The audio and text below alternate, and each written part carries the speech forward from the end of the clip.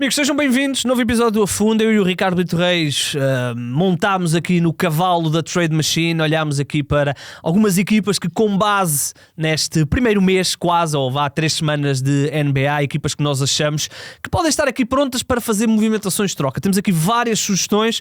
O nome de Lauri Markkanen foi falado. Nós apresentamos trocas concretas. Vamos à Trade Machine. Vamos aí ver se os contratos batem certo. O nome de Lauri Markkanen foi muito falado. Herb Jones dos Pelicans, Andrew Wiggins de Miami. Olhamos também para nomes como Daniel Gafford, porque não, os Boston Celtics ou os Indiana Pacers, quem sabe. Olhamos aí para essas situações. No final, explicamos o que é que está a acontecer na WNBA, onde é que está a posição da liga, onde é que estão a posição das jogadoras e porque é que parece inevitável que exista mesmo um ano de lockout na liga feminina do basquetebol dos Estados Unidos. Tudo isso e muito mais na próxima hora entre mim e o Ricardo Brito Reis.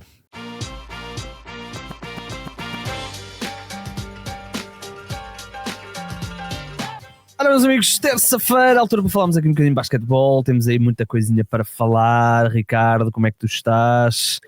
Como é que está essa vida? Como é que estás? Está tudo bem. Já começamos a usar camisolas de manga comprida. Ouvi dizer que aí já é prato do dia, não é? Ainda não. Aí já é prato do dia, mas pronto, aqui já começamos a sacar a roupa de inverno do armário. Sim. Eu ainda estou aqui um bocadinho à primavera ou ao outono, vá. Mas também já começo a sentir isso. Fun fact, Ricardo. Já comprei bilhetes para o mítico clássico Pelicans Nets. Curiosamente, 2 equipas que já ganharam. É verdade. Infelizmente não vais ver 2 equipas à procura da primeira vitória. Até te vou dizer mais, já nenhuma delas. Os Pelicans ainda são. Mas os Pelicans, por exemplo, já têm 2 vitórias. Se somares as vitórias dos Pelicans, estão folgadinhos. Exatamente, já têm tantas vitórias como os Clippers e os Mavericks.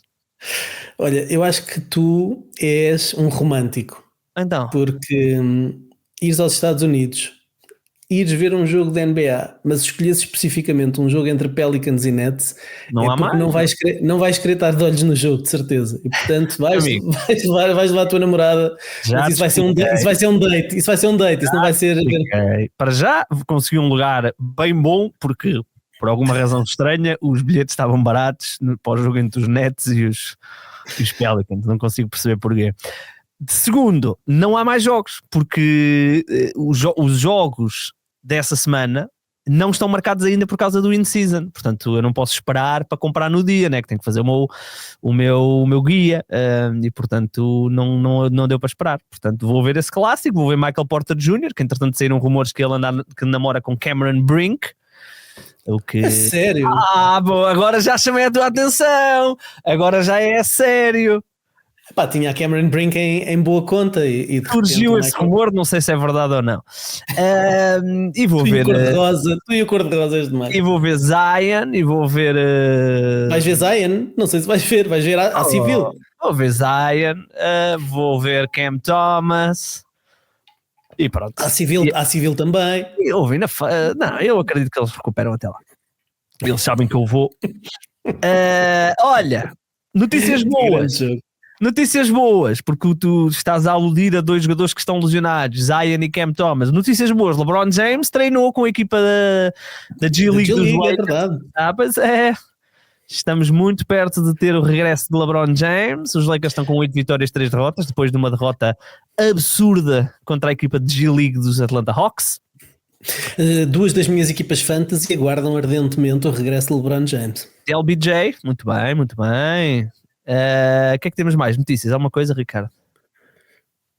Não. Não sei. Ja Morant já começou a correr ou continua a passo? Está a jogar o seu basquetebol.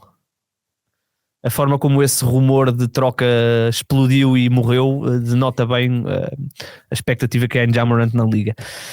Muito bem.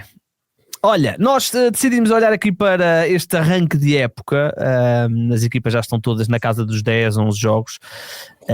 Decidimos olhar para que equipas é que nós, com base nesta small sample size, que equipas é que nós temos apontado aqui para eventuais trocas, para um boostzinho a meio da época, ou para darem aquele salto para o patamar de cima, ou para corrigirem alguns erros de verão. E temos aqui algumas sugestões, não é, Ricardo? Tens aí muita coisa?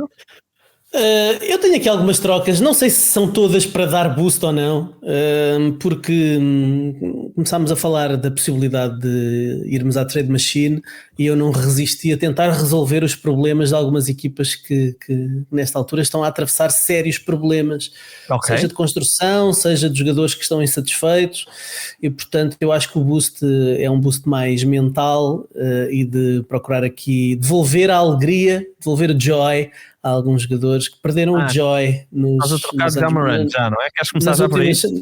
Nas últimas semanas. Tenho uma troca para Ja Morant, tenho. Então, diz-me lá. Não é particularmente criativa, digamos assim.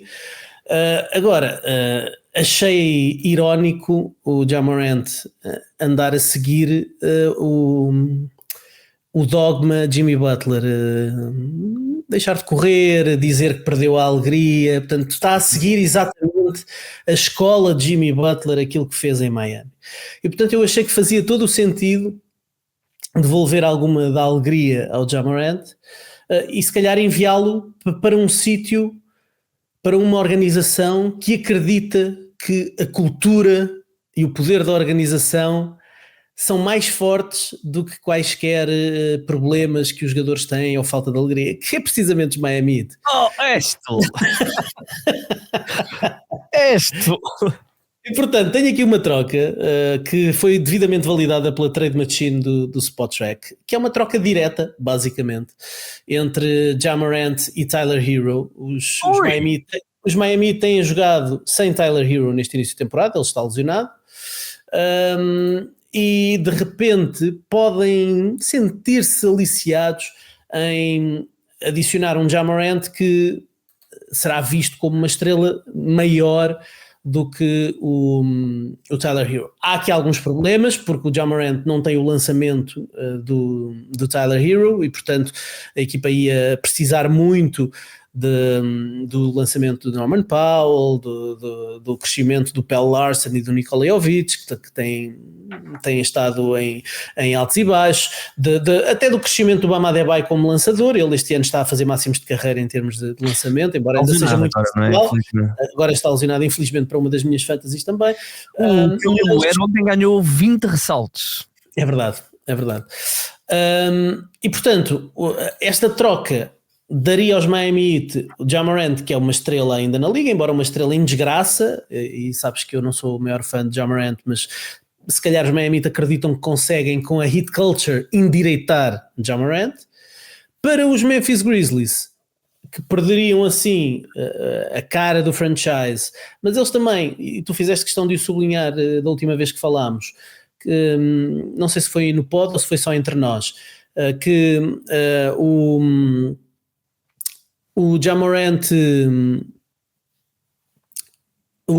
não recebeu extensão de contrato e o Jaren Jackson Jr. recebeu extensão de contrato no dia em que os Grizzlies podiam receber extensão de contrato. Portanto, não sei se passa aqui a ideia de que para os Grizzlies Jaren Jackson Jr. é absolutamente inegociável e é para blindar, e Ja Morant deixa lá ver o que é que vai acontecer. E portanto, esta ideia dos Grizzlies, que nesta troca, para além de receberem o Tyler Hero, que lhes dá lançamento, que é uma coisa que o Ja Morant não tem, que lhes dá se calhar uma capacidade de jogar 2 contra 2 com o Jaren Jackson, que se calhar faz mais sentido do que o Ja Morant, que usa muito os jogadores grandes, os bloqueadores, para se libertar e para criar para si, não tanto para criar para os outros. Portanto, em algumas áreas eu acho que os Grizzlies ficavam a ganhar.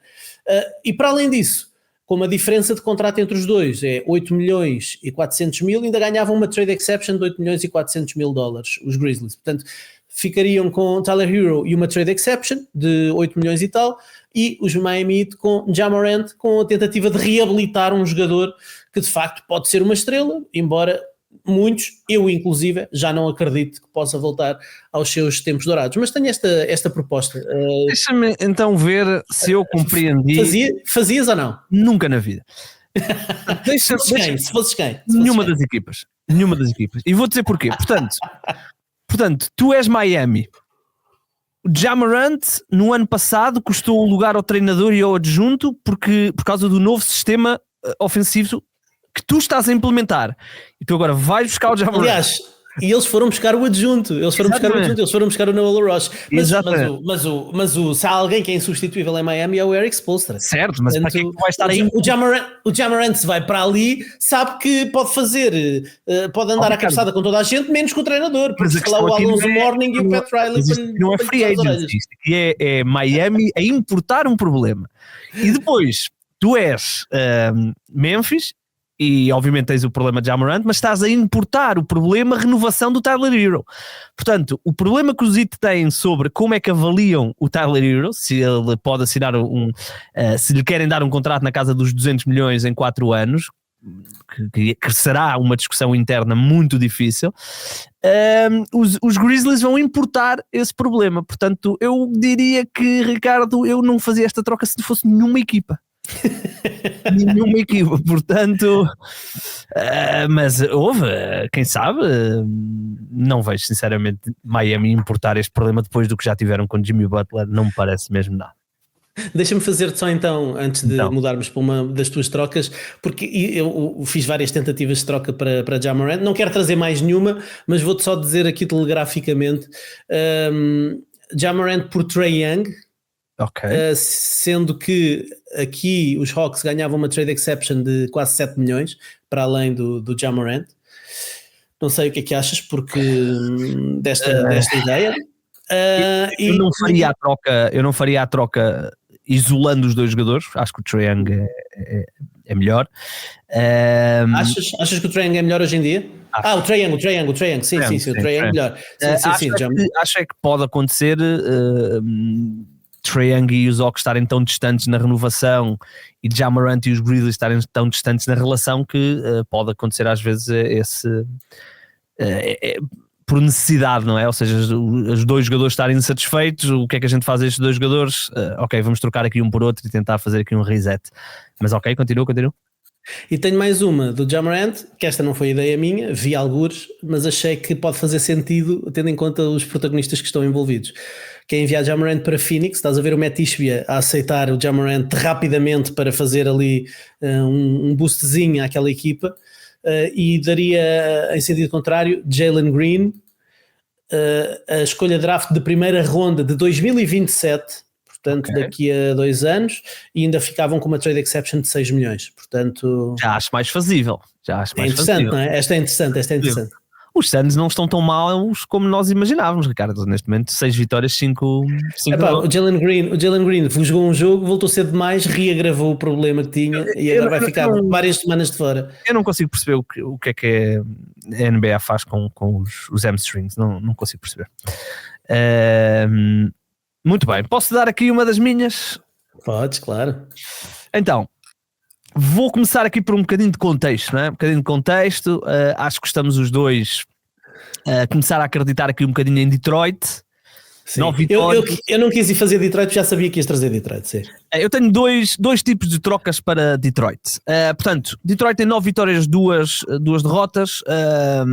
Cade Cunningham ontem acho que bateu aí um recorde de lançamentos falhados, 31 lançamentos falhados. 45 tentados, inacreditável. Num jogo em que faz 40 e tal pontos, falhou 30 lançamentos. Portanto, imagine o que é que poderia ter acontecido. Podia ter marcado mais 90, não é? Assim números redondos, sim. 9 vitórias, 2 derrotas, continuam a ser uma defesa de elite. O ataque Cade Cunningham num crescimento interessante. Estão a sentir um bocadinho a falta do Malik Beasley e do Tim Hardaway. Duncan Robinson mitiga um bocadinho isso, mas já não é o mesmo Duncan Robinson de há 4 anos em Miami. E portanto eu acho que esta é uma equipa que, tendo em conta que a Cleveland está a precisar de um super Donovan Mitchell para ganhar jogos que teoricamente devia ganhar fáceis. Darius Garland voltou-se a lesionar no dedo do pé ontem, portanto vamos ver o que é que vai acontecer. Pode haver aqui mais uma paragem. Nova York está aqui num trajeto ascendente, mas também com alguns problemas de lesões. Milwaukee, obviamente super Giannis, mas com muitas dificuldades em tudo o resto. Portanto há aqui um vazio e portanto eu tenho aqui 2 opções para Detroit. A opção mais highlight, a opção mais headline, digamos assim, era irem até Utah e perguntarem por um senhor finlandês chamado Lauri Markkanen, tentar perceber até onde é que o Danny Ainge estava disposto a permitir a situação. Eu tenho aqui uma proposta. Portanto, os Detroit Pistons garantiam Lauri Markkanen, um contrato de 46 milhões, ainda faltam 3 anos, portanto 150 milhões arredondando. Em compensação davam Tobias Harris, expiring contract de 26 milhões. Davam, isto aqui foi só para acertar as contas, Isaac Jones, um center com um contrato mínimo que eles têm por lá. Davam pick unprotected do próximo ano, portanto 2027. E davam também uma pick uma swap em 2028. Portanto, 2 picks de primeira ronda, uma unprotected e uma swap em 2028. E davam aqui, porque têm que adocicar isto um bocadinho, davam aqui uma jovem promessa, Jaden Ivey, que tem tido aqui alguns problemas de lesões, está novamente lesionado. Não chegaram a acordo para a renovação dele, o que é normal, porque ele no ano passado praticamente não jogou depois de ter partido a perna. E é mais um jovem jogador para o rebuild de Utah. Ricardo, o que é que te parece? Eu acho que o Utah mais cedo ou mais tarde vai ter que abrir mão do Lauri Markkanen, e parece-me que esta pode ser a época para que isso aconteça. Jaden Ivey é um jogador interessante, com um potencial interessante. As piques que tu colocaste, não sei até que ponto serão piques suficientemente convincentes para o Utah pressionar o gatilho. Para Detroit, veria com muito bons olhos essa troca, porque abdicar do Jaden Ivey, que não tem contribuído, e receberes o Lauri Markkanen, que é um jogador de potencial All-Star, que é um jogador que pode perfeitamente, sendo um jogador do melhor que existe na Europa e na NBA, é um jogador que pode perfeitamente ser o terceiro melhor jogador de uma equipa e se calhar elevar aqui bastante o chão desta equipa, ao ponto de se calhar considerarmos os Detroit Pistons tão ou mais candidatos a sair do Oeste como os Cleveland Cavaliers ou os New York Knicks, por exemplo. Portanto, estaríamos a falar de um 5 inicial de Cade Cunningham, Ausar Thompson, alguém que eles teriam que pôr aqui a 3, que provavelmente... Com tiro, não é? Sim, provavelmente até poderíamos olhar aqui para Duncan Robinson como o 2, Ausar Thompson como o 3, Lauri Markkanen e o Jalen Duren, depois, ou poderias ir aqui com uma vertente mais defensiva com o Ron Holland, portanto terias aqui algumas coisas, ainda te sobraria Caris LeVert também, por exemplo, portanto seria por aqui. Estamos a falar de Lauri Markkanen, está a marcar 27 pontos por jogo, 27.6, está a lançar a 35% de 3 pontos em 9 tentativas, portanto o volume acaba por compensar aqui a percentagem, não é uma má percentagem, atenção, é acima da média. Estamos a falar de um jogador que te dá ressalto, ou seja, aquilo que perderias de Tobias Harris a nível de controle de tabelas, Lauri Markkanen também ajudaria a isso. Consegue criar, em catch and shoot é se calhar um dos melhores jogadores da NBA, e também tem alguma capacidade para criar a partir do dribble, em isolamento. Eu percebo o que tu dizes das piques, se calhar era preciso aqui adocicar ainda mais um bocadinho. Depende também da avaliação que os Jazz fariam de Jaden Ivey, não é? Portanto, ou seja, se os Jazz pedissem mais picks a Detroit, se calhar o nome de Jaden Ivey tinha que ser substituído por outro tipo de jogador. Tenho aqui essa, e tenho aqui outra troca para Detroit, que me parece até mais fazível e menos de custo. Portanto, o que eu fazia a nível de Detroit, o lançamento continua a ser a minha preocupação, e não só o lançamento como a segunda criação. Portanto, ter um jogador que consiga criar a partir do dribble, que não só o Cade Cunningham, e atenção, deixem-me só dizer isto, Ricardo, não sei se concordas com o que eu vou dizer, mas estamos a chegar aqui a um ponto onde o Cade Cunningham está a tornar-se o melhor base do Oeste, top 2. Sim, não é? Sim.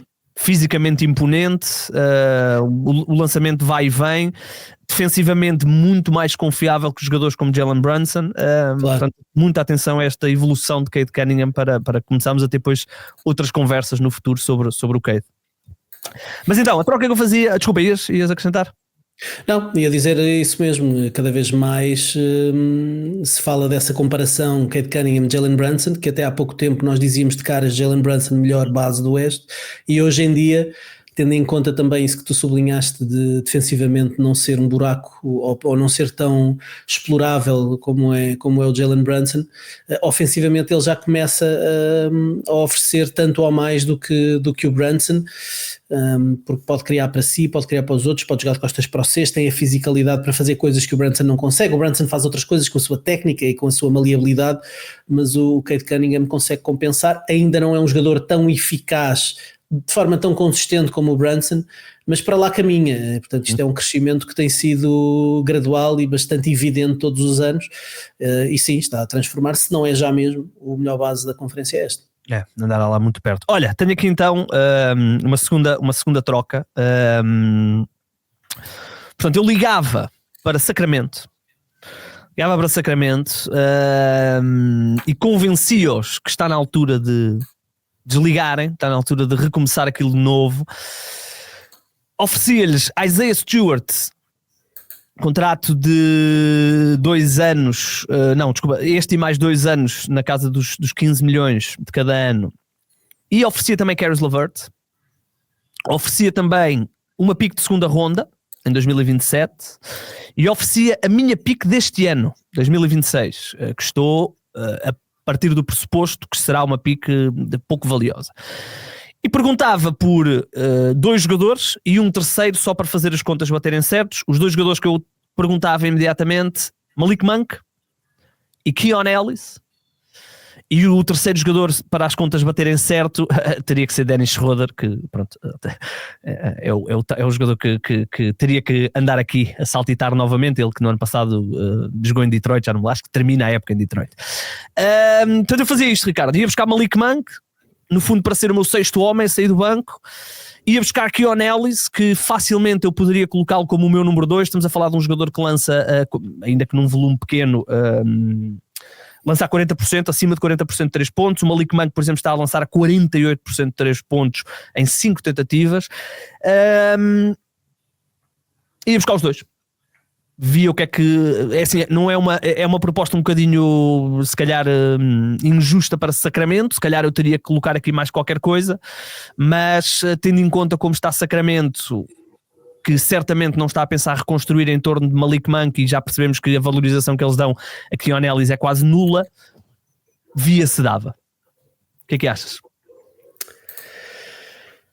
Sabes que eu sou muito fã de Keon Ellis e acho que o Malik Monk tem sido, não sei o que é que se passa com ele este ano, aliás ele estava na minha equipa da Fantasy do 0-0 até ontem, e eu decidi abrir mão do Malik Monk porque está de facto a fazer uma época com números muito abaixo daquilo que se esperava dele, mas acho que é uma questão mental. Os jogadores que passam ali por Sacramento depois de repente passam a ter problemas em conseguir render.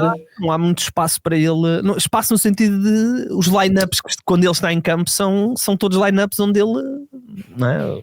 O que é que ele vai fazer, não é?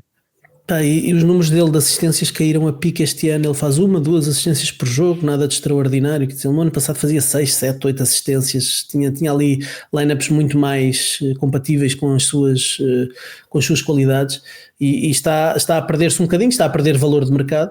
Não sei até que ponto os Sacramento Kings não aceitariam algo desse género. Provavelmente sim. Ainda assim, sendo Detroit, gostando muito do Keon Ellis e acreditando que ele pode ser uma figura, um bom titular nesta liga, eu ia para a troca do Markkanen. Se tivesse as duas e pudesse escolher, ia para a do Markkanen em primeiro lugar, sim. Claro.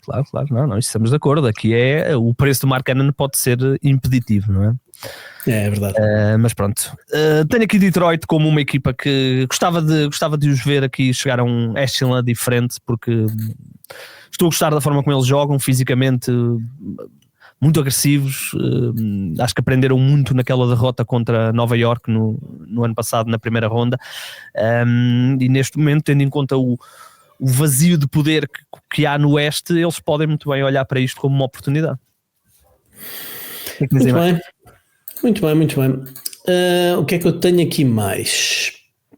Olha, tenho aqui uma proposta de troca para uma equipa que está demasiado carente numa posição do 5 inicial, e é uma equipa que muitos veem como candidato ao título, que são os Minnesota Timberwolves. Okay. Os Minnesota Timberwolves apostaram numa espécie de versão base do Donte DiVincenzo para arrancar a temporada. Depois houve problemas de lesões, tiveram que resgatar o Mike Conley do seu túmulo. Rob Dillingham parece ainda não estar preparado para poder ser esse jogador que entra no 5 declaradamente. E portanto fui à procura de uma troca onde eles pudessem adicionar aqui um base sem ter que abrir mão de muita coisa. Ainda fiz algumas trocas envolvendo o Rudy Gobert, por exemplo, promovendo o Naz Reid ao 5, mas esqueci rapidamente essa ideia, e fui à procura de um base que é uma figura secundária na liga, mas que é um base que podia resolver alguns dos problemas dos Minnesota Timberwolves e que pode jogar também sem bola, dando a bola ao Anthony Edwards e podendo ser um atirador jogando off the ball. E fui bater à porta do Chicago Bulls para ver se Coby White estava disponível. Okay. Portanto, esta seria a ideia, centrada na aquisição do Coby White pelos Minnesota Timberwolves. Fui brincar então com a trade machine do Spotrac e há uma troca possível que enviaria para Chicago Donte DiVincenzo e Rob Dillingham. E portanto, esta troca, Coby White para Minnesota, Donte DiVincenzo e Rob Dillingham para os Bulls que estão numa espécie de já não estão num total rebuild.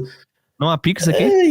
Eventualmente podias adocicar aqui com uma pique, quer dizer, o Donte DiVincenzo é um jogador interessante que tem mais um ano de contrato. Não te esqueças que o Coby White é expiring este ano. Pois, isso é um problema, não é? Porque Coby White rejeitou renovar com os Bulls e aparentemente os reportes é que ele quer um contrato na casa dos 30 milhões. Portanto, não sei até que ponto é que Minnesota terá essa possibilidade, não é?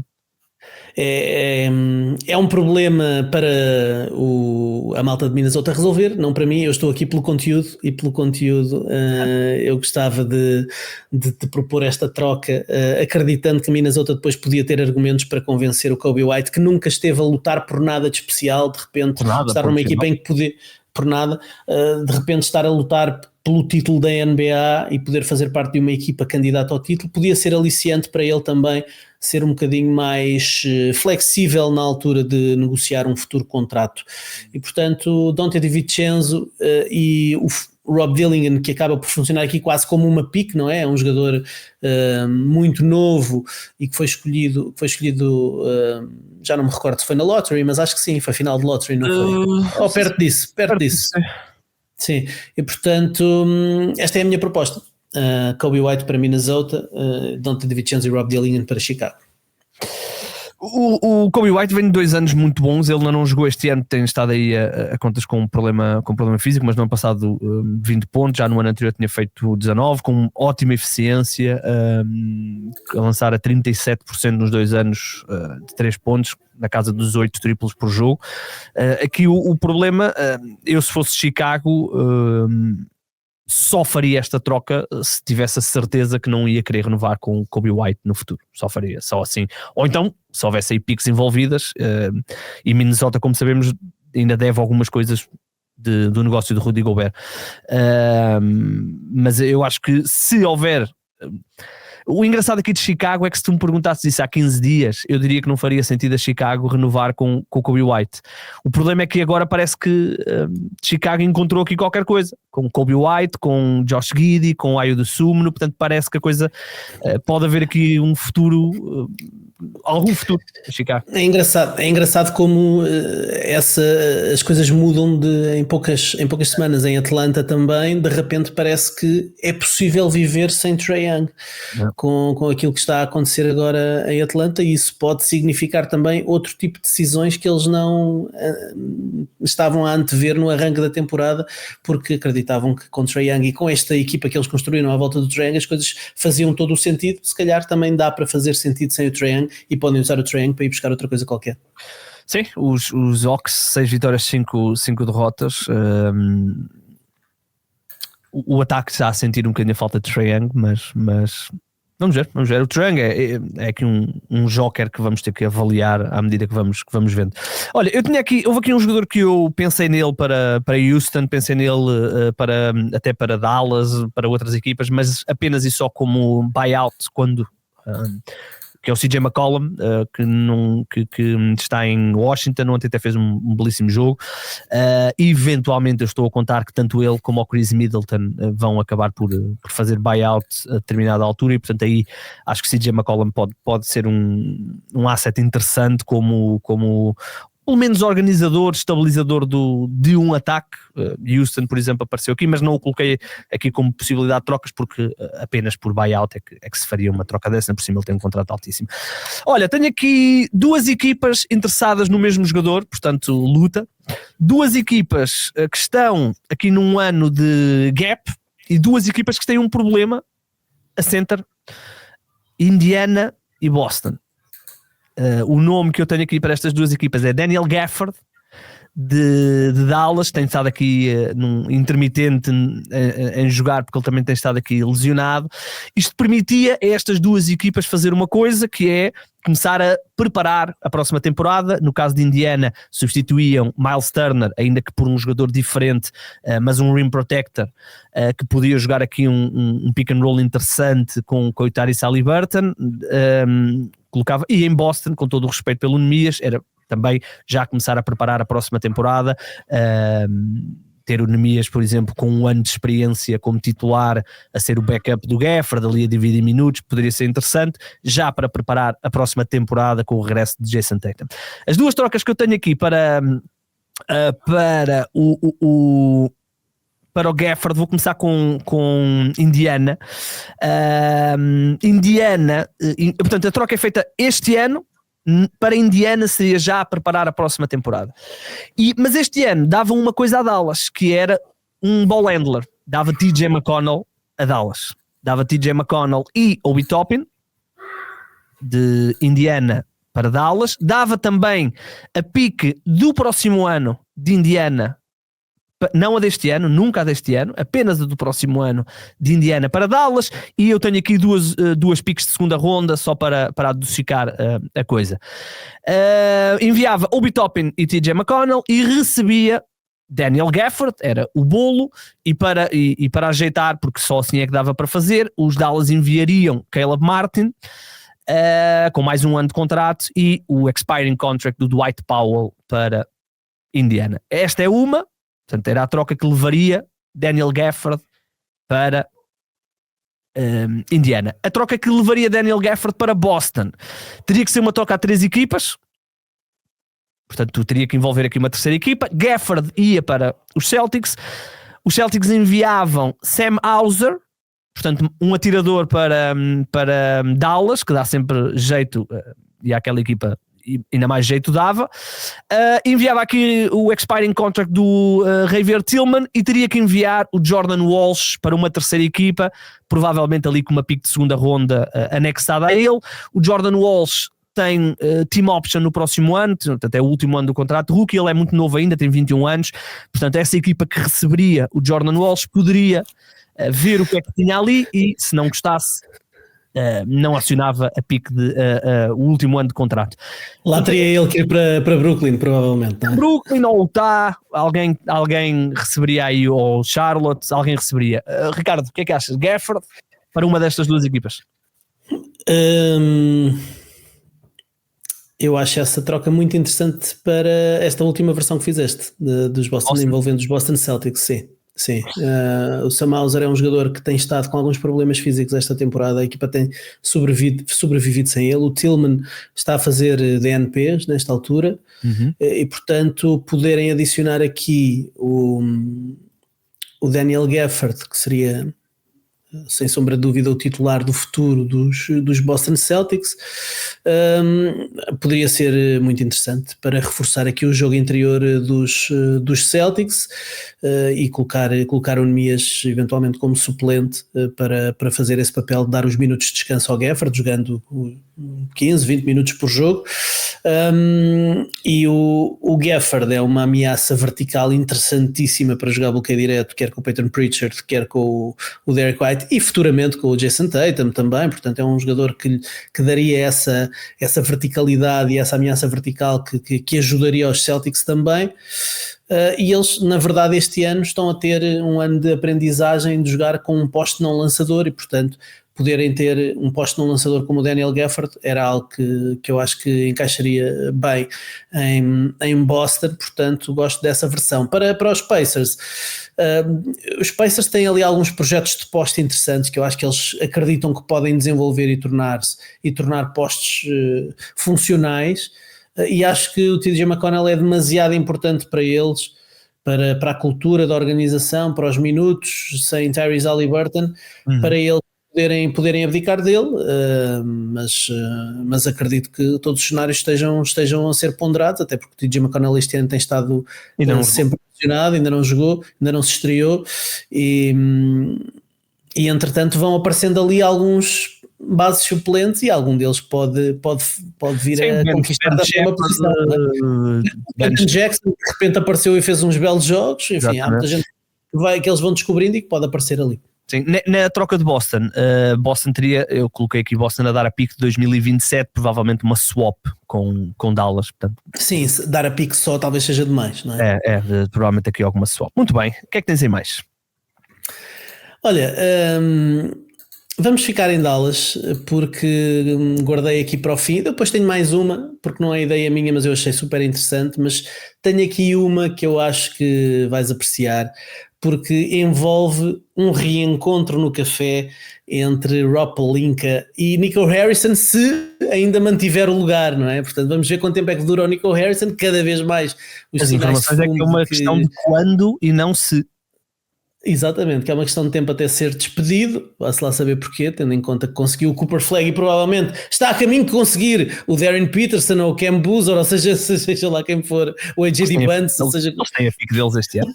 nem sei, mas de qualquer forma quero promover um reencontro entre Rob Pelinka e Nico Harrison e encontrar aqui uma troca interessante. Foi mais pela piada do reencontro entre os dois que eu andei aqui a forçar para encontrar uma troca, e eu acho que até tenho uma troca que pode ser interessante para as duas equipas, uma troca que vai mexer nas franjas, não vai mexer nada de extraordinário, mas no fundo que faria aquilo pelo que Klay Thompson abdicou de terminar a sua carreira nos Golden State Warriors. Meu Deus! No fundo, Klay Thompson abdicou de terminar a carreira nos Warriors porque se sentiu desrespeitado e pela possibilidade de jogar com Luka Doncic, e eu vou dar ao Klay Thompson a possibilidade de jogar com Luka Doncic, porque na verdade o Klay Thompson está a fazer um arranque de temporada paupérrimo, porque não tem ninguém que saiba pôr a mesa, porque o Cooper Flag, coitado, está a ser obrigado a jogar a base quando não tem essa capacidade ainda. E portanto, o Klay Thompson está a lançar a 26% de 3 pontos. É verdade, pior que o Klay Thompson, só o Cam Johnson, muito provavelmente em toda a NBA, mas o Klay Thompson está a lançar muito mal, foi já despromovido para o banco foi logo despromovido para o banco de suplentes. Porque de facto as coisas não estavam a encaixar, era preciso alguém que tivesse ali um bocadinho de ball handling, então promoveram o D'Angelo Russell para o 5 inicial, mas eu acho que entretanto também já foi para o banco. Esse também já foi para o banco, eles estão ali completamente desesperados. O Klay Thompson tem sido mais um meme e alvo de chacota nos últimos tempos, mas o Klay Thompson continua a ser um dos melhores lançadores da história do jogo, a pegar na xixa. É verdade que o Klay Thompson não cria o seu lançamento sozinho, precisa de alguém que crie o lançamento para ele, e ele tem estado num contexto que não lhe é favorável, e portanto meter o Klay Thompson num contexto onde tem Luka Doncic, Austin Reeves e LeBron James, com a gravidade que esses três jogadores têm, e ele a poder estar sossegadinho no seu cantinho, a receber a bola para lançar e atirar, eu acho que ia revitalizar aqui um bocadinho este final de carreira do Klay Thompson. E portanto, já te convenci pelo menos a ouvir a proposta. E já te ouvi a proposta. E portanto, para o Klay Thompson ir para Los Angeles, os Lakers tinham que abdicar de Jared Vanderbilt e de Dalton Knecht. É a troca possível aqui de se fazer. Portanto, Dalton Knecht, que nunca foi uma opção para os Lakers, que já o trocaram uma vez, portanto desta vez iam trocar mesmo a sério, e o Jared Vanderbilt, que acabaria por ser um salary filler. É verdade que tem alguma utilidade, este ano tem estado saudável, ganha muitos ressaltos, é um bom conector, defensivamente é importante para esta equipa, e a equipa ia perder, os Lakers iam perder a defesa do Jared Vanderbilt, que seria um problema, mas iam adicionar aqui o lançamento e a ameaça de lançamento que ia abrir ainda mais o campo para os ball handlers. Não dá. Tentei pelo Gabe Vincent e não deu. Portanto, foi a minha primeira opção, de facto. E portanto teria que ser Jared Vanderbilt e Dalton Knecht para adicionares a possibilidade de teres um Klay Thompson a abrir o campo para os teus 3 meninos bonitos. Eu digo, da parte dos Lakers, eu digo não. Não é um não imediato. Digo não apenas porque o Klay Thompson ainda tem mais 2 anos de contrato, este e mais um, portanto no sentido de ter um Klay Thompson com 36 e 37 anos pouco interessa, ele só lança, ele não corre, ele não defende, já sabes que ele não defende, ele só lança, é indiferente, ele pode ter 40 anos, ele vai só lançar. Mas é que eu já tenho Austin Reeves, já tenho Luka Doncic no meu 5 inicial, vou meter também, vou obrigar o Klay Thompson a defender jogadores maiores ainda por cima. Se fosse pelo Gabe Vincent, talvez, pelo Vanderbilt não. Mas ok, mas era uma conversa a ter. Olha, se eles nos dessem a pique deles deste ano, que já fui confirmar e eles têm, não aceitar. Uma pique primeira ronda pelo Klay Thompson? Não, uma pique primeira ronda e o Klay Thompson. E o Klay Thompson. Ok. Muito bem, olha, eu tenho aqui uma para os Lakers também. Para os Lakers. Eu esperava mais 2 ou 3 semaninhas quando descobríssemos que os Pelicans iam fazer aqui um tanking a sério sem a sua própria pick, e ligava para perguntar por Herb Jones. Herb Jones. Não me lembrei de fazer trocas pelo Trey Murphy. A malta deve andar muito desejosa de sacar o Herb Jones ao Trey Murphy de Pelicans. O Herb Jones tem uma coisa engraçada que é, ele parece que está na liga há pouco tempo e não está propriamente há muito, só que ele entrou com 23 anos na liga, portanto ele já vai fazer 28, acabou de fazer 27. No final da época, no início da próxima época, já vai ter 28. Ele tem um ótimo contrato e é um asset em qualquer equipa. Está a lançar tenho aqui os dados dele, está a lançar 44% de 3 pontos em 4 tentativas, portanto é o maior volume da sua carreira, portanto não é um volume por aí além. Ótimo defensor, um jogador que os Lakers certamente poderiam emparelhar bem ali em lineups com Marcus Smart, que está a ter uma ótima revitalização da carreira em Los Angeles, e também com o Jared Vanderbilt, e é um contrato baixo. Isto aqui vai tudo depender de os Pelicans realmente decidirem entrar aqui num processo de não é um rebuild, mas um processo de temos que fazer aqui alguma coisa diferente. Então o que eu tenho aqui para esta troca é: os Lakers receberiam Herb Jones e Sadiq Bey. O Sadiq Bey apenas para ajeitar aqui os contratos. Mas olha que ele não está a jogar nada mal nesta temporada. É verdade, e está a ajudar os Pelicans a um ótimo início. Estou a ser bem.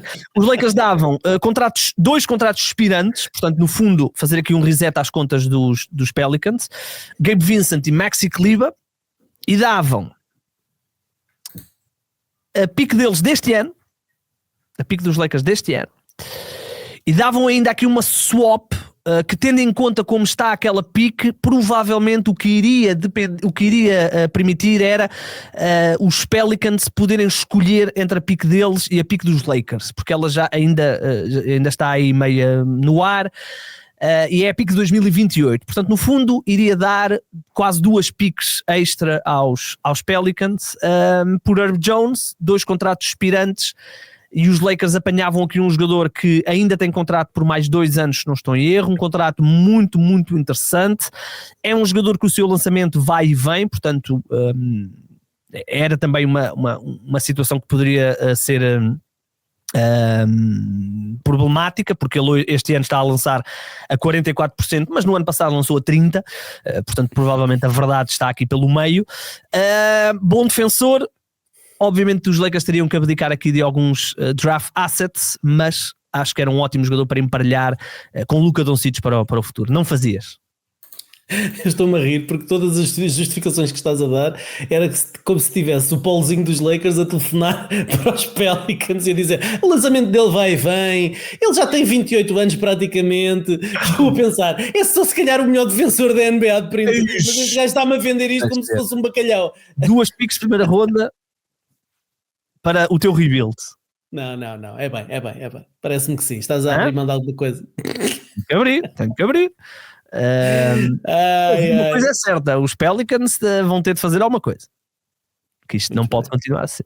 Muito bem, então não gostas, então tenho outra para ti, pá. Tenho outra que outra do Herb Jones? Não, tenho outra dos Lakers. Os Lakers ligavam a Pat Riley, antigo treinador, e ofereciam o que é que os Lakers ofereciam?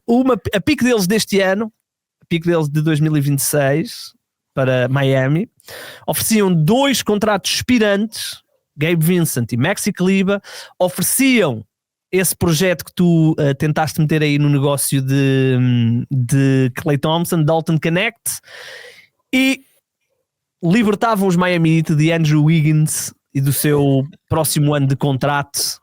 Não, também não queres. Portanto, tu davas 3 jogadores que não contam por um jogador claramente titular na NBA. Não, tu estás a ser falso, porque não é 2 jogadores que não contam, é 2 contratos expirantes que vão libertar os Miami Heat para o próximo ano de 30 e poucos milhões, que é quanto vai ganhar o Andrew Wiggins. Muito bem. Sim, é algo que se falou durante a off-season, não é? O alegado interesse dos Lakers no Andrew Wiggins, e essa provavelmente terá sido uma das muitas propostas de trocas que foram aventadas na altura, mas parece que os Miami Heat, eu tal como os Miami Heat, não estavam muito convencidos em abrir mão do Andrew Wiggins por tão pouco. Muito bem, tão pouco. Liberdade financeira é tão pouco. Então vá, dá-me mais uma, Ana, que eu depois tenho aqui mais uma. Vou-te dar a minha última que não é minha, e vou já fazer esse disclaimer. O autor é o Eric Pincus, como sabes, é um dos especialistas em cap e em trocas, que trabalha para o Bleacher Report, neste caso, e fez uma proposta de troca que me pareceu bastante válida para os Houston Rockets reforçarem o seu 5 inicial com um point guard, um base na ausência do Fred, até porque eles têm o prazo de validade do Kevin Durant a pender em cima da cabeça deles. E, portanto, seria a troca que levaria o Derrick White, então, para os Houston Rockets. E a proposta é complexa, porque envolve 3 equipas e envolve muita gente, talvez seja um pouco difícil de executar, mas parece-me que do ponto de vista isso, não é? Não envolve o Tari Eason. Ok. E portanto até nisso os Rockets não abririam mão do Tari Eason. Portanto a troca seria a seguinte, envolveria Houston Rockets, Boston Celtics e os Brooklyn Nets. E portanto nesta troca os Rockets receberiam o Derrick White e o Haywood Highsmith, que está nos Nets, portanto, o extremo que era dos Miami e que está agora nos Nets. Está lesionado. E que está lesionado. Os Nets receberiam o contrato do Fred VanVleet e uma escolha de primeira ronda via Rockets, eventualmente a de 2027 já, não de 2026, mas a de 2027. E os Boston Celtics, pelo incómodo de terem que abdicar do Derrick White, receberiam o Reed Sheppard dos Houston Rockets, o Jalen Wilson dos Brooklyn Nets, que é um extremo até muito interessante, mas que tem jogado aqui e ali, e receberiam, no meio disto tudo, ficavam com uma trade exception de 28 milhões do Derrick White, o que é muito interessante, e recebiam a primeira ronda dos Rockets de 2029. Fazias isso se fosse os Nets? Se fosse os Celtics? Ou seja, neste caso, porque é que os Celtics faziam isto na perspectiva do Eric Pincus? Acabariam por receber o Reed Sheppard, que sempre foi projetado como uma escolha alta de draft, e foi uma escolha alta de draft, aliás. Tem ali, Ricardo, e tem ali traços de Derek White. Tem muita coisa de Derek White. Atenção que ele tem tido algumas dificuldades, sobretudo em termos defensivos, nesse seu arranque de carreira na NBA. Ofensivamente, nós vemos que há ali um teto muito alto, vemos que há ali muita capacidade de lançamento e de criação a partir do drible. O grande jogo defensivo dele, Ricardo, foi agora neste domingo, no jogo que eles ganharam aos Bucks, onde ele faz um jogo defensivo muito bom. E ele, a tape dele do college era de um extraordinário defensor, e portanto é preciso fazer um bocadinho a tradução disso para a NBA. É verdade que na NBA os corpos são maiores, os jogadores são mais difíceis de parar, e ele vai demorar aqui algum tempo se calhar a conseguir ter algum impacto defensivo, mas eu recordo, porque as comparações com o Steph Curry têm sido muitas ao longo da carreira do Reed Sheppard, que o Steph Curry, que é um jogador franzino, pequeno e que foi explorado durante boa parte da sua carreira, soube fortalecer-se e soube arranjar forma de se tornar um jogador positivo na defesa, não sendo obviamente um defensor de ponto de ataque, mas soube tornar-se um jogador positivo na defesa. E o Reed Sheppard já tinha esses instintos, já tinha essa vontade no college, e portanto é alguém que pode vir a traduzir-se num bom defensor futuramente. Portanto, a ideia de ter um Reed Sheppard para o futuro dos Celtics pode ser interessante. Tinham a hipótese de dar uma vista de olhos aqui no Jalen Wilson e ver o que é que ele valia, mas ganhavam aqui a first round pick dos Rockets de 2029, provavelmente 2029, uma altura em que Kevin Durant já não estará nos Rockets. Pode não ser tão interessante como é atualmente, não sabemos qual é o futuro, o que é que o futuro diz. Provavelmente, para além de que teriam aqui esta trade exception de 28 milhões, que é muito valiosa. E outra coisa, baixavam do Tex este ano, portanto essa vertente poderia ser interessante para eles fazerem aqui um reset. Eu não... Sim, exatamente, eles baixavam de 200 milhões para 184 milhões, portanto eliminavam ao todo quase 40 milhões em Texas. Não sei, acho que estavam a vender um bocadinho curto o Derek White. Eu acho que o Tari Eason tinha que estar. Eu acho que no dia em que eles... Eu acho que eles nunca vão dizer que o Derek White está disponível, porque de certeza que já andam a receber muitos contactos de GMs a perguntar pelo Derek White, não é? Claro. E portanto provavelmente o Brad Stevens conseguiria um melhor negócio do que este. Eu faria se conseguisse o Tari Eason e o Reed Sheppard. Não sei.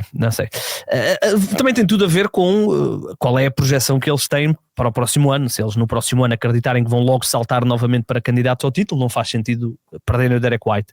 Se acharem que vão precisar aqui de um bocadinho mais de retooling, aí sim poderia servir. Para terminar, Ricardo, eu vou voltar a Lauri Markkanen, vou voltar a uma equipa que... não falamos desta equipa, mas é uma equipa que, tal como os Detroit, podem estar...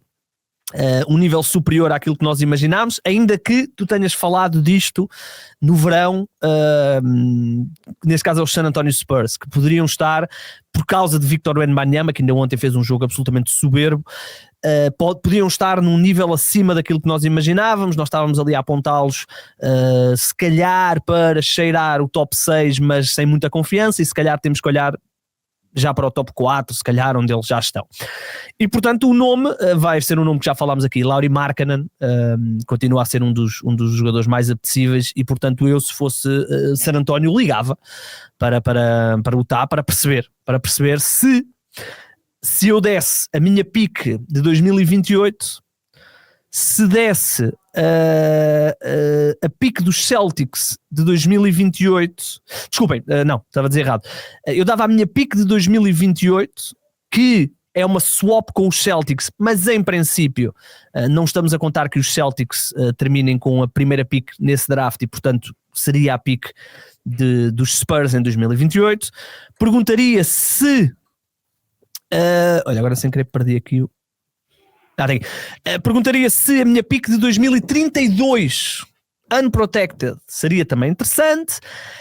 Provavelmente a minha swap de 2031 se também era interessante para o Utah, e dava-lhes o contrato de Harrison Barnes, que é um contrato expirante, portanto os Jazz não teriam que se preocupar com Harrison Barnes, e dava-lhes também um jogador ainda relativamente jovem, ainda com algum talento potencial, mas que eu acho que em San António, tendo em conta que eles tiveram a sorte de buscar Dylan Harper para o draft, encontraram ali em Stephon Castle um defensor ótimo, e ainda tem De'Aaron Fox, que é Devin Vassell.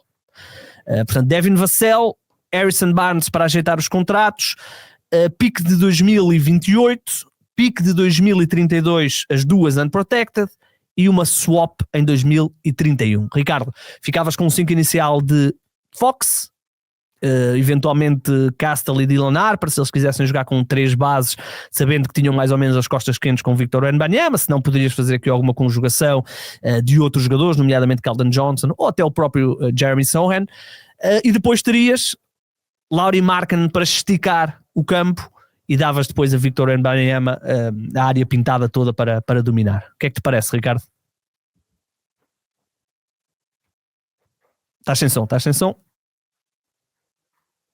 Desculpa, eu acho que a evolução do Victor Wembanyama acaba por obrigar os Spurs a avaliar todos os cenários, eventualmente cenários de acelerarem um bocadinho a sua evolução enquanto equipa, porque já percebemos que com o Wembanyama eles vão ter sempre uma boa defesa, e ofensivamente as coisas estão a crescer de uma maneira que se calhar não se antecipava, pelo que poder dar aqui mais um salto. Não sei até que ponto os Spurs fariam a troca do De'Aaron Fox se soubessem que o Dylan Harper lhes ia cair no colo, porque de facto ficam com esse problema, e é curioso teres falado de abdicarem o Devin Vassell, que eu sempre vi quase como um inegociável ali em San António, mas com este arranque de temporada, o crescimento incrível do Stephen Castle, que estou a ficar defensivamente fanzaço do Castle. Pá, ele tem jogos de 14 assistências este ano, defensivamente é brutal, e ofensivamente também está a mostrar que conta e muito, e portanto dar aqui mais um ano à vontade para o Dylan Harper de se poder desenvolver, eventualmente como sexto homem, sair ali do banco, teres o Fox e o Castle, eu acho perfeitamente viável poderes abdicar do Devin Vassell, e de repente poderes adicionar ali o Lauri Markkanen, torna-se muito, muito, muito apelativo, e a ligação europeia, que sabemos que os Spurs gostam tanto de tratar dos jogadores europeus e ter jogadores europeus e de os valorizar, portanto deixas-me com água na boca com essa ideia. Esta foi aquela que eu gostei mais. O Devin Vassell tem 25 anos apenas, não é um contrato muito elevado, não é que ele esteja a jogar particularmente mal este ano, não está a ser nada do outro mundo, mas também é normal porque a equipa tem outras opções ofensivas, portanto poderia ser interessante vê-lo ali em Utah, desenvolver-se um bocadinho mais. E obviamente as piques eram o grosso para Utah, e o que eu tentei fazer foi colocar piques muito mais à frente, porque as piques agora de Santo António não vão ser particularmente valiosas, e não estou a dizer que em 2030 vão ser, porque o Victor Wembanyama, felizmente para nós que gostamos de basquetebol, ainda tem muitos anos, mas quanto mais atrasares, mais coisas podem acontecer, e portanto vamos ver, eu acho que estamos os dois de acordo que Lauri Markkanen vai ser até ao trade deadline muito falado. Não estou a dizer que vai ser trocado, porque estamos a falar de um contrato já relativamente alto, que provavelmente envolveria mais do que uma equipa, e isso é sempre mais difícil durante o ano, mas vai ser certamente um nome muito, muito falado. Ricardo, gostei das nossas trocas. Vamos, para terminar, nós tínhamos dito que íamos tocar aqui na WNBA, e vamos tocar, portanto, teoricamente estaríamos já num lockout da WNBA, porque o prazo para acordo entre a Associação de Jogadoras e a Liga e os donos das equipas era no dia 31 de outubro, esse prazo já acabou, foi estendido por mais 30 dias, portanto estamos a falar no final de novembro, do mês atual de novembro. É verdade que mesmo que ultrapasse esse último dia de novembro, não quer dizer que eles entrem em lockout, porque eles ainda têm depois mais uma série de meses até ao início da época, portanto não é um hard deadline, é um deadline, mas aquilo que nós lemos, aquilo que nós ouvimos é que as duas partes estão tão diferenciadas naquilo que querem, Ricardo, que parece muito, não quero dizer muito provável, mas parece provável que a época de 2026 da WNBA esteja mesmo em risco, porque aquilo que nós lemos, aquilo que nós ouvimos são coisas tão diferentes que vai ser difícil encontrar aqui um middle ground, não é, Ricardo? Parece que sim, parece que esta extensão do prazo para se chegar da data limite para se chegar a um acordo foi apenas uma mera formalidade e uma forma das duas partes dizerem que estão disponíveis para continuar a conversar, mas parece que estão à espera que seja sempre a outra parte a ceder e a avançar. É importante aqui, se calhar, dizer o que cada um dos lados quer. A Liga o que pretende são aumentos nominais e, portanto, ter um cap que não é indexado às receitas e, portanto, há aqui uma narrativa de que os salários sobem muito, mas a previsibilidade financeira mantém-se. A Liga quer um calendário... Deixa-me só dizer que a Liga o que propôs às jogadoras foi aumentar o contrato máximo para 1 milhão, o contrato máximo da NBA este ano na casa dos 260 mil dólares. Sim, 240 sempre por aí. E o mínimo também sobe aqui significativamente e não está anexado às receitas, como está, por exemplo, na NBA. Os jogadores têm 49% das receitas vão para os jogadores, em forma de contrato, mas o que a WNBA quer é continuar, no fundo, com o que tem agora, e o que a WNBA tem agora é um crescimento anual de 3% nos contratos. Exatamente. Ora, tendo em conta que a WNBA está a crescer na casa dos 20% por ano, percebemos que é uma diferença muito grande, não é? Entre aquilo que está a ser oferecido do que aquilo que está a ser pedido, não é? É verdade. E, portanto, a Liga quer esses aumentos nominais, não ligados, não indexados às receitas, quer depois, em termos de calendário, em termos operacionais, quer controlar as exclusividades das jogadoras ficarem na W para reduzir aqui um choque com ligas europeias e com eventos FIBA, sobretudo agora que vamos ter as ligas 3x3, 3x3, as ligas Unrivaled e as outras que estão a surgir, e quer que o contrato seja multianual e que tenha um horizonte mais longo para poder estabilizar também aqui em termos de patrocinadores, de media rights, até da expansão da entrada das equipas de Portland e de Toronto. Portanto, quer aqui alguma estabilidade no médio e longo prazo. O que é que as jogadoras querem? A WNBPA, portanto, a Sindicato das Jogadoras, a Associação, exatamente. Querem, em primeiro lugar, um teto salarial que esteja ligado às receitas, não um número fixo que sobe 3% ao ano.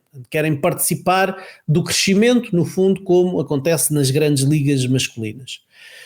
Querem que o acordo seja curto, seja de curto prazo, ou que tenha pelo menos um opt-out mais cedo do que propriamente estabilidade aqui a médio e longo prazo, porque querem voltar à mesa das negociações num ciclo mais curto se as receitas continuarem a ser revistas em alta, como tem acontecido nos anos mais recentes.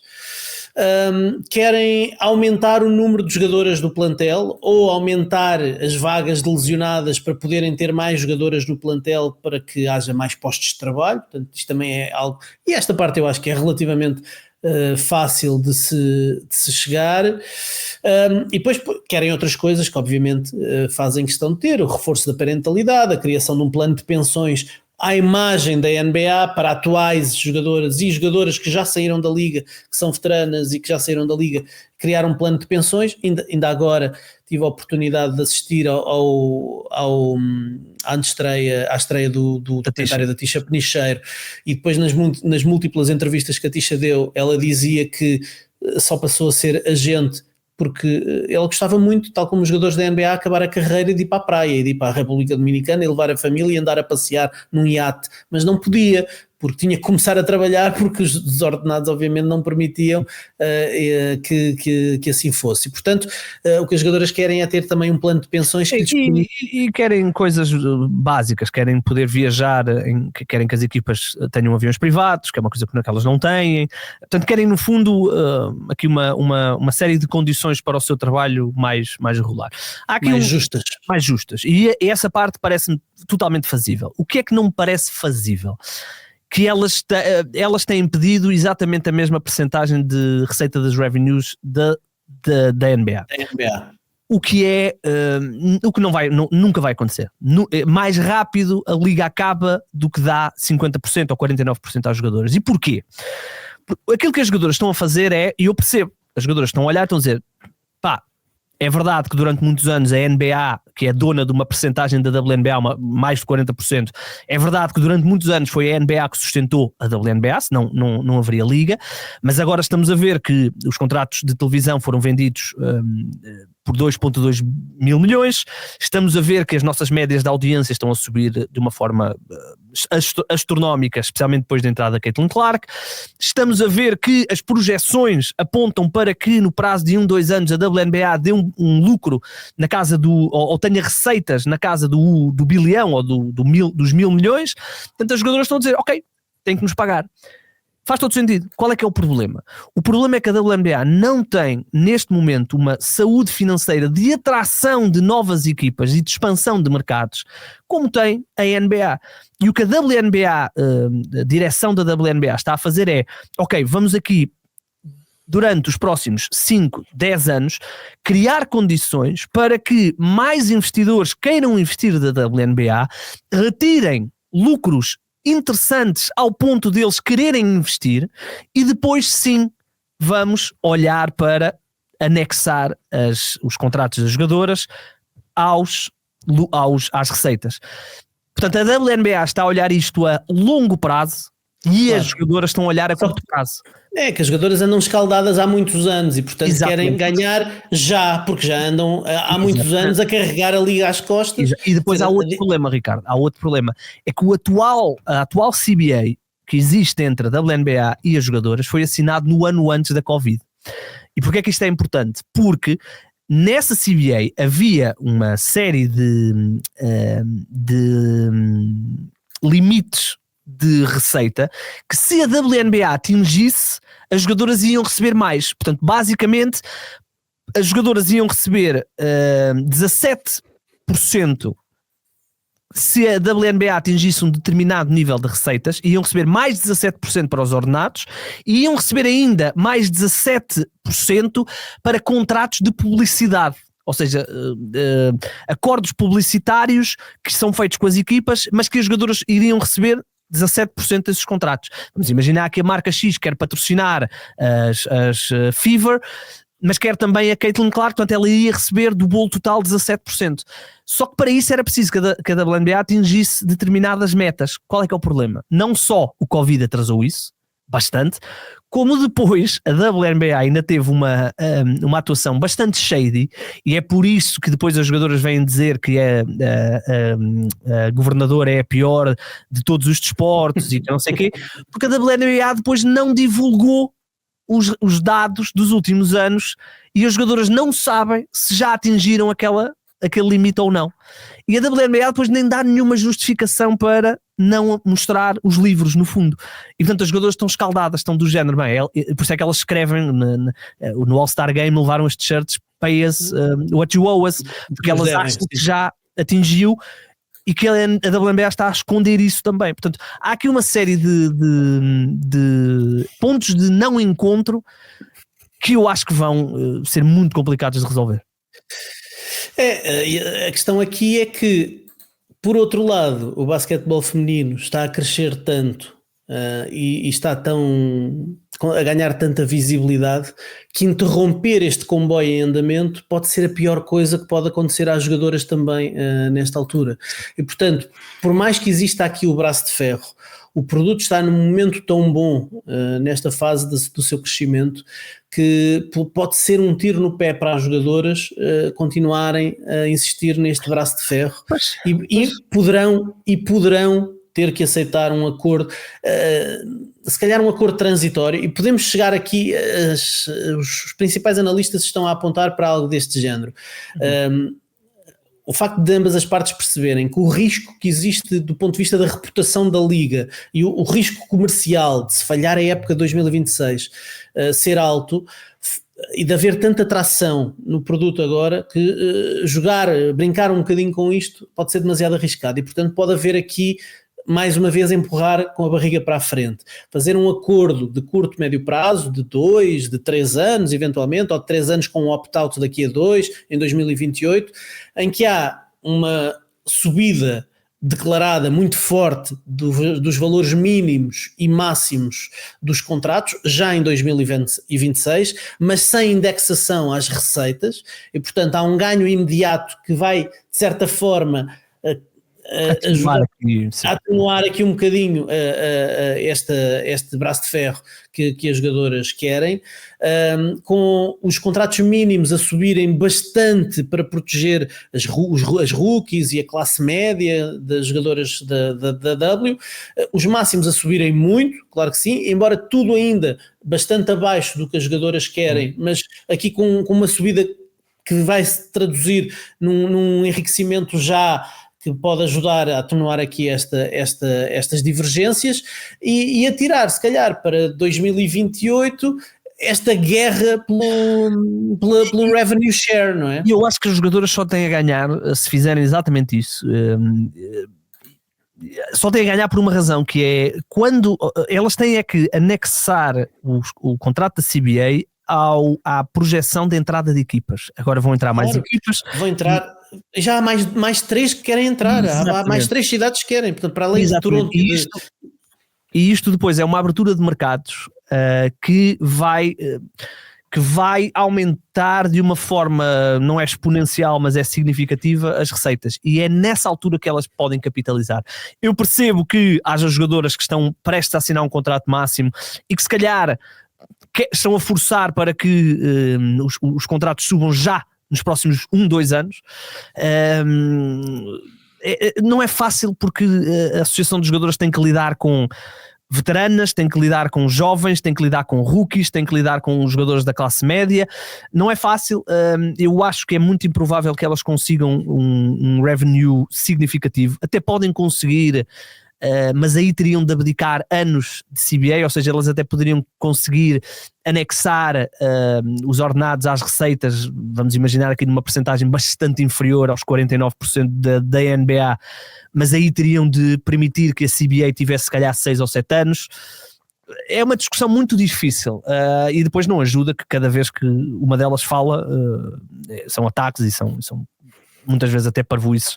Portanto, vamos ver, vamos acompanhar este processo que ao contrário da NBA, quando existem lockouts a coisa é muito intensa, porque eles querem começar a época. A WNBA tem menos jogos, mas tem mais tempo para decidir estas coisas, mas certamente vão ser negociações fascinantes, ainda por cima com jogadores como tão conhecidas dentro e fora do basquetebol, como a Caitlin e como a Angel Reese, esta mais pelo que faz fora do campo, e não só, há outros jogadores que estão a entrar agora e que já entraram no ano passado, por exemplo. Portanto, vai ser interessante e nós vamos estar aqui para acompanhar. E muito bem, Ricardão, vamos embora? Vamos à vida? Vamos à vida, amigos. Voltaremos eventualmente um dia destes.